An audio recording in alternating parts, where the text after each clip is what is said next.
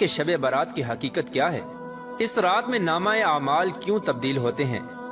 اور اس رات میں انسانوں کے بارے میں کون کون سے اہم فیصلے کیے جاتے ہیں، اور اگر خدا نخواستہ ہمارا نام بھی مردہ لوگوں کی لسٹ میں لکھ چکا ہو تو ہمیں کیا کرنا چاہیے، اس رات کتنے لوگوں کی مغفرت کی جاتی ہے،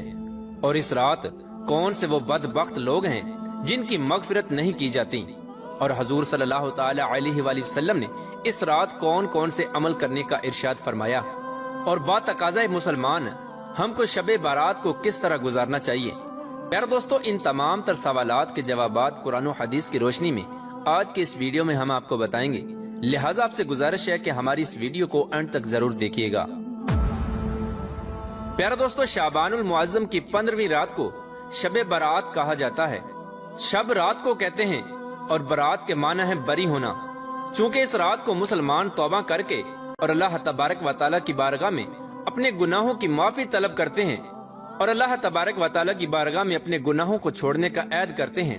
تو اللہ تبارک و تعالیٰ اپنی رحمت کے صدقے بے شمار مسلمانوں کو جہنم سے نجات دیتا ہے، اس لیے اس رات کو شب برات کہتے ہیں۔ حضرت عطا بن یسار رضی اللہ تعالی عنہ بیان فرماتے ہیں کہ لیلۃ القدر کے بعد شعبان کی 15ویں رات سب سے افضل رات ہے۔ پیارے دوستو، آپ کو بتاتے چلیں کہ شب برات فرشتوں کے لیے اللہ تبارک و تعالی نے عید کا دن مقرر کیا ہے، جس طرح کہ اللہ تبارک و تعالی نے زمین پر رہنے والے انسانوں کو 2 عیدیں عطا فرمائیں، اسی طرح اللہ تبارک و تعالی نے آسمان والوں کے لیے بھی 2 عیدیں مقرر کر رکھی ہیں، ایک شب برات اور دوسری شب قدر۔ انسان چونکہ یہ دونوں عیدیں دن میں مناتے ہیں، جبکہ فرشتے یہ دونوں عیدیں رات کو مناتے ہیں۔ اللہ تبارک و تعالی نے ان دونوں راتوں کو فرشتوں کے لیے عید اس لیے مقرر کیا کیونکہ انسان رات کو سو جاتا ہے جبکہ فرشتے رات کو سوتے نہیں، وہ ہر وقت اللہ تبارک و تعالی کی عبادت میں مصروف رہتے ہیں۔ پیارے دوستو، شب برات کے متعلق اللہ تبارک و تعالی قرآن پاک میں ارشاد فرماتا ہے، قسم ہے اس روشن کتاب کی، بے شک ہم نے اسے برکت والی رات میں اتارا، بے شک ہم ڈر سنانے والے ہیں۔ اس میں بانٹ دیا جاتا ہے ہر حکمت والا کام۔ اس آیت کریمہ کی تفسیر میں مفسرین لکھتے ہیں کہ اس شب سے مراد شب قدر یا شب برات ہے، اور حضرت اکرمہ رضی اللہ تعالی عنہ اور دیگر مفسرین بیان کرتے ہیں کہ لیلۃ مبارکہ سے مراد شب برات ہے۔ پیارے دوستو، اس رات کے اندر ان تمام لوگوں کی فہرست تیار کی جاتی ہے جو اس دنیا کے اندر زندہ رہنے والے ہوں گے اور جو اس سال کے اندر مرنے والے ہوں گے اور جو حج کرنے والے ہوں گے، ان تمام لوگوں کے نام اس فہرست کے اندر لکھے جاتے ہیں۔ اس فہرست میں درج ہونے والے ہر حکم کی تعمیل میں ذرہ برابر بھی کمی نہیں کی جاتی۔ حضرت عائشہ صدیقہ رضی اللہ تعالی عنہ بیان فرماتی ہیں کہ رسول اکرم صلی اللہ تعالی علیہ وآلہ وسلم نے ارشاد فرمایا، کیا تم جانتی ہو کہ شعبان کی 15ویں شب میں کیا ہوتا ہے؟ تو حضرت عائشہ صدیقہ رضی اللہ تعالی عنہ نے عرض کیا، یا رسول اللہ صلی اللہ تعالی علیہ وآلہ وسلم، آپ ہی ارشاد فرما دیجئے۔ تو نبی کریم رؤوف الرحیم صلی اللہ تعالی علیہ وآلہ وسلم نے ارشاد فرمایا کہ آئندہ سال میں جتنے بھی پیدا ہونے والے ہوتے ہیں وہ اس رات میں لکھ دیے جاتے ہیں، اور جتنے لوگ آئندہ سال میں مرنے والے ہوتے ہیں وہ بھی اس رات میں لکھ دیے جاتے ہیں، اور اس رات میں لوگوں کے سال بھر کے اعمال اٹھائے جاتے ہیں، اور اس رات میں لوگوں کا رزق مقرر کیا جاتا ہے اور رزق اتارا جاتا ہے۔ حضرت عطا بن یسار رضی اللہ تعالی عنہ بیان فرماتے ہیں کہ شعبان کی 15ویں رات اللہ تبارک و تعالی ملک الموت کو ایک فہرست دے کر حکم فرماتا ہے کہ جن جن لوگوں کے نام اس فہرست میں لکھے ہیں ان کی روحوں کو آئندہ سال مقررہ وقتوں پر قبض کرنا۔ پیارے دوستو، اس رات میں لوگوں کی زندگی اور موت کا فیصلہ ہو چکا ہوتا ہے، جبکہ لوگوں کے حالات یہ ہوتے ہیں کہ وہ اپنی دنیا میں مگن ہوتے ہیں، کوئی اپنا بینک بیلنس بڑھانے کے چکر میں لگا ہوتا ہے، تو کوئی اپنی کوٹھی اور بنگلہ تیار کرنے کی کوشش میں لگا ہوتا ہے، تو کوئی اپنی شادیوں کی تیاریوں میں لگا ہوتا ہے، جبکہ وہ یہ نہیں جانتا کہ اس کا نام مردہ لوگوں کی لسٹ میں لکھا جا چکا ہے۔ حضرت عثمان بن محمد رضی اللہ تعالی عنہ سے مروی ہے کہ سرور کائنات حضرت محمد مصطفیٰ صلی اللہ تعالی علیہ وآلہ وسلم نے ارشاد فرمایا کہ ایک شعبان سے دوسرے شعبان تک لوگوں کی زندگی منقطع کرنے کا وقت اس رات میں لکھا جاتا ہے، یہاں تک کہ انسان شادی بیاہ کرتا ہے اور اس کے بچے پیدا ہوتے ہیں، حالانکہ اس کا نام مردوں کی فہرست میں لکھا جا چکا ہوتا ہے۔ پیارا دوستو، شب برات کی ایک بہت بڑی خصوصیت یہ بھی ہے کہ اس رات میں اللہ تبارک و تعالی بے شمار لوگوں کی بخشش فرماتا ہے، جیسا کہ حضرت عائشہ صدیقہ رضی اللہ تعالی عنہ بیان فرماتی ہیں کہ ایک رات میں نے حضور اکرم صلی اللہ تعالی علیہ وآلہ وسلم کو اپنے پاس نہ پایا تو میں آپ کی تلاش میں نکلی۔ میں نے دیکھا کہ حضور پاک صلی اللہ تعالی علیہ وآلہ وسلم جنت البقیع میں تشریف فرما ہیں، اور آپ صلی اللہ تعالی علیہ وآلہ وسلم نے فرمایا، کیا تمہیں یہ خوف ہے کہ اللہ تبارک و تعالی اور اس کا رسول تمہارے ساتھ زیادتی کریں گے؟ میں نے عرض کیا، یا رسول اللہ صلی اللہ تعالی علیہ وآلہ وسلم، مجھے یہ خیال ہوا کہ شاید آپ کسی دوسری اہلیہ کے پاس تشریف لے گئے ہیں۔ تو حضور پاک صلی اللہ تعالی علیہ وآلہ وسلم نے ارشاد فرمایا، بے شک اللہ تبارک و تعالی شعبان کی 15ویں شب آسمان دنیا پر اپنی شان کے مطابق جلوہ گر ہوتا ہے اور قبیلہ بنو کلب کی بکریوں کے بالوں سے بھی زیادہ لوگوں کی مغفرت فرماتا ہے۔ حضرت ابو بکر صدیق رضی اللہ تعالی عنہ روایت کرتے ہیں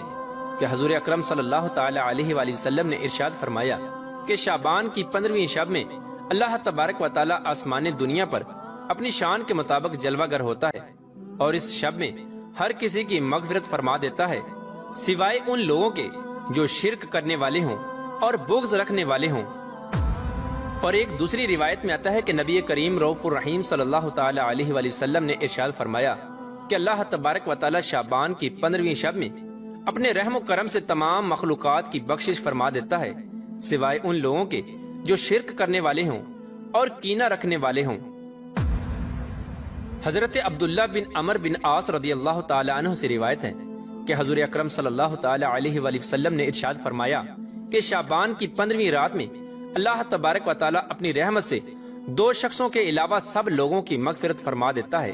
ایک وہ شخص جو کینہ رکھنے والا ہو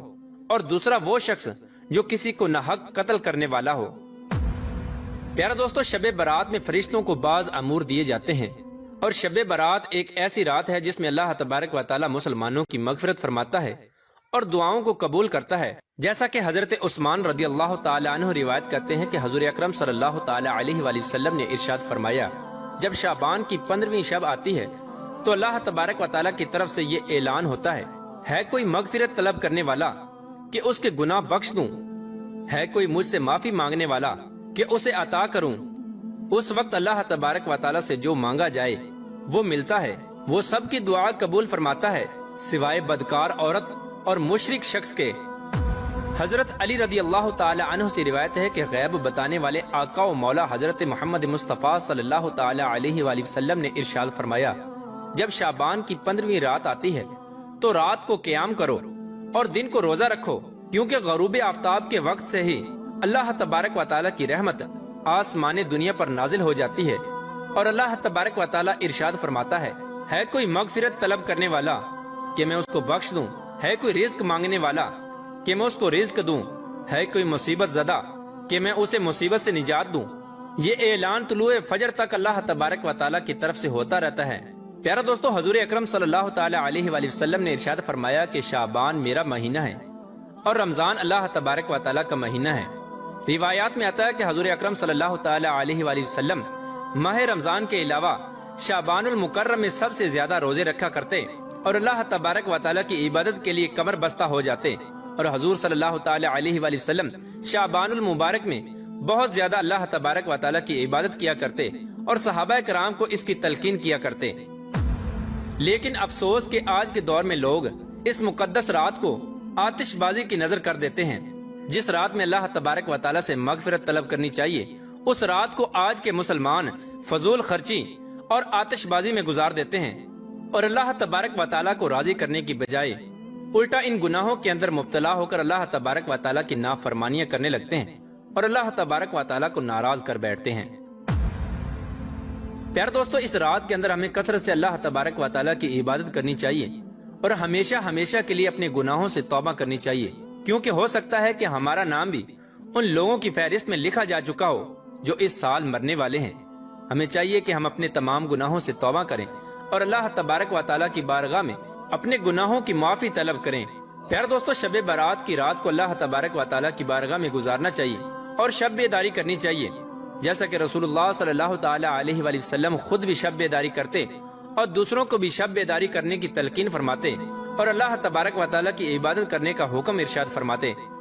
اللہ تبارک و تعالی سے دعا ہے کہ حضور پاک صلی اللہ تعالی علیہ وآلہ وسلم کے بتائے ہوئے راستے پر چلنے کی توفیق عطا فرمائے اور حضور صلی اللہ تعالی علیہ وآلہ وسلم کی محبت کے اندر جینا مرنا نصیب فرمائے، اور اس رات کے صدقے اللہ تبارک و تعالی ہماری